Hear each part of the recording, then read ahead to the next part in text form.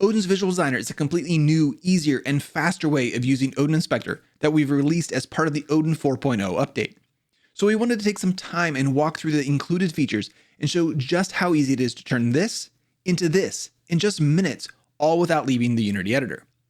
With the Visual Designer, all the customizations can be done in the Unity editor without the need to write code or wait for the project to recompile with each change. And just as important, all Visual Designer configurations are stored separately from your project's code. This means that your code base stays cleaner while your inspectors and tools remain easy to maintain and simple to scale over time as your project grows in size and complexity.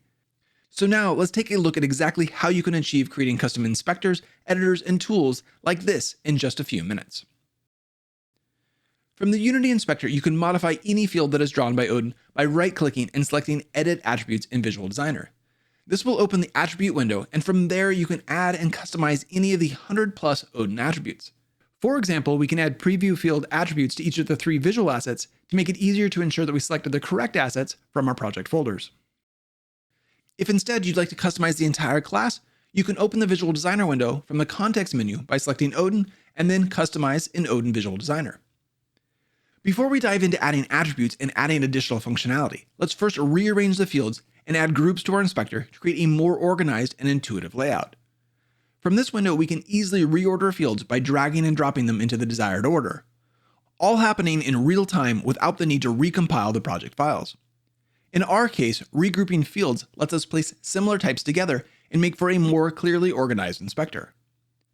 Groups can also be quickly made using the button at the bottom of the window and then dragging groups into the correct location. Adding fields to the group is just as easy, simply drag and drop. In our case, we can put all of the visual assets together towards the top of the inspector in a horizontal group.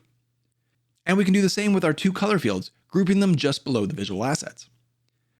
Fields like numerical stats often don't need as much space as other types, so putting them into columns will create a more compact but still usable layout. We can create those columns by adding a single horizontal group and then 2 additional vertical groups. The vertical groups can then be dropped into the horizontal parent group to form the columns, while the stats fields can be dropped into the corresponding vertical groups. While dragging and dropping groups works, the Visual Designer has yet another trick. We can create nested groups simply by dragging the fields next to each other to create the desired configuration. Forming groups with the Visual Designer is far easier and avoids potential mistyping or misspelling of group names that can occur with code-based attributes, as well as avoiding the increasingly long group names with nested groups. While we're looking at the Visual Designer window, it's worth noting that we can hide fields from the inspector. Visibility is easily toggled per field, which has the same behavior as the Hide in Inspector attribute. This could be used with fields that are populated automatically, maybe by an onValueChanged attribute or some other validation. So we might want to hide the field to avoid confusion for our future selves or for other teammates who might make use of the tool. Now that we have a solid layout for our inspector, let's take a look at adding additional customization, functionality, and polish. And we can do that by opening the attribute window for each individual field and adding attributes. Let's start with some simple title attributes. We can add a title to the lock stats field and another to the engine sound effects field. There are customization options, but for our case, the default options will work just great. Fields like our car stats may be set by a designer or a programmer to specifically work with different systems in the project. These might need to be editable, but we might want to make sure that they aren't accidentally edited. If that's the case, adding something like a disable if or enable if attribute can be helpful. In our case, we can add a disable if attribute to each of the car stats fields and make it dependent on the value of lock stats. Then if we do want to edit the stats, we simply toggle the boolean, make our changes, and then lock the fields down again. Nice and easy while being a bit less error prone. While we're adding attributes through the Visual Designer window, it's worth mentioning that you can still add attributes in code or use a hybrid approach, adding some attributes in code and others in the Visual Designer. In our example, you can see that the units attribute was added in code, but is viewable and editable in the Visual Designer. So choose the workflow that works best for you and your project. And as a quick reminder, we're doing all of this inside the Unity editor, just with a little movie magic to keep things visually simple and clear. When handing off a tool or creating a template for a scriptable object that will be used over and over in a project, adding validation to fields can help ensure that things are set up correctly. This can significantly speed up production down the line by reducing errors and time spent debugging. For example, with our stats, we might want to set minimum or maximum values. While our project might be able to handle a negative acceleration value, keeping values in the expected range can help reduce unexpected issues. With the minimum attribute set, any value typed in below the minimum will be set back to the minimum value, and the maximum attribute will function similarly. It's worth noting that when using attribute-based validation such as min and max values, the limits apply to values set in the inspector and not values set in code. In our case, there's nothing stopping a function from within the scriptable object or from another class changing values to something outside the min or max values. On fields such as game objects or mesh renders, it can be helpful to add the assets only attribute. As the name suggests, this limits what can be assigned to the field to project assets only. This can help prevent the accidental assignment of scene objects if instances of a prefab already exist in the current scene. We can also use custom functions to validate individual fields. Unity by default, when adding a new color field, sets the alpha value to 0, along with all of the other color values. This can catch out a designer when they set the color, but forget to adjust the alpha slider in the color picker. To help with this, we can add a function to our scriptable object that returns a boolean based on the alpha value of a color. We can then add a validate input attribute to each of our color fields with a custom message and adding the name of the function. This doesn't force a non-alpha value in the inspector. It simply provides a message to the user and reminds them to set the alpha value if they forget. As a side note, if you're ever in doubt or unsure what an attribute does, you can click on the eye icon to open the documentation for that attribute. A favorite of all Odin users is the button attribute. Buttons allow quick, easy testing of new code, as well as more complex functionality in an editor.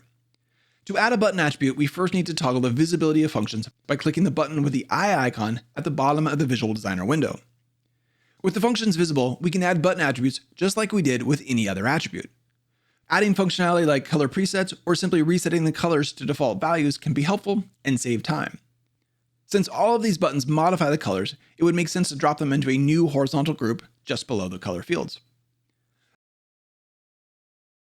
Likewise, a reset stats button can be added to return values to preset default values. The color of buttons can easily be set with a GUI color attribute. While certainly not needed, adding color to buttons can help visually organize an inspector or help draw attention to important functionality, making it that much easier for users that didn't design the tool to use the tool.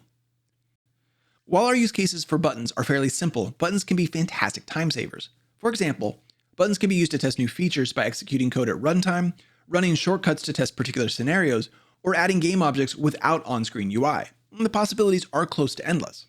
While we can always do more, our inspector is looking pretty good with all the relevant fields grouped together, and the most important functionality all easily usable via buttons.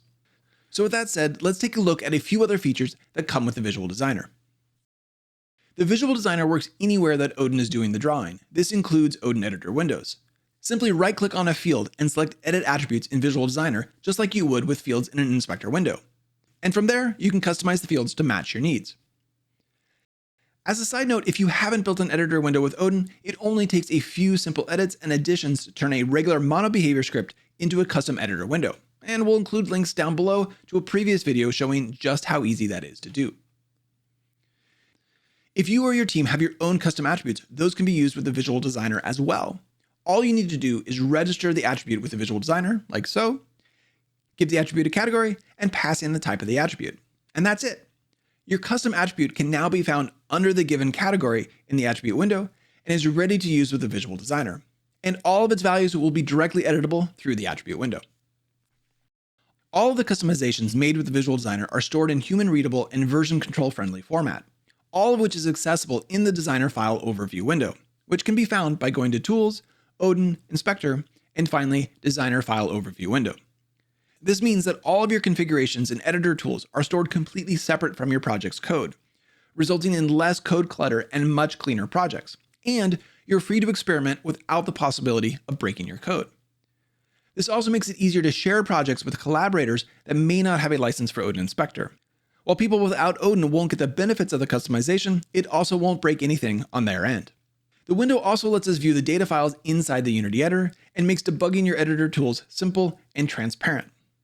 And an even more easily readable format can be toggled with the click of a button. What you've seen here is a quick demonstration of how easy it is to build custom inspectors and tools with the Visual Designer, and how this can be done in just minutes without writing any code. However, the real power lies in its flexibility and endless possibilities, allowing you to quickly tailor the Unity editor to perfectly match your workflow no matter your goal or industry. Whether that's building full-blown advanced editor tools or making small, everyday quality of life improvements. We'd love to see what you build and how you put Odin to work. Join our Discord community to share your creations, get inspired, and connect with other developers, or if you're looking for a little help. We'll have a link in the description below. And lastly, if you're not already an Odin user, we offer a 3-month free trial, no strings attached, with more information in the description below.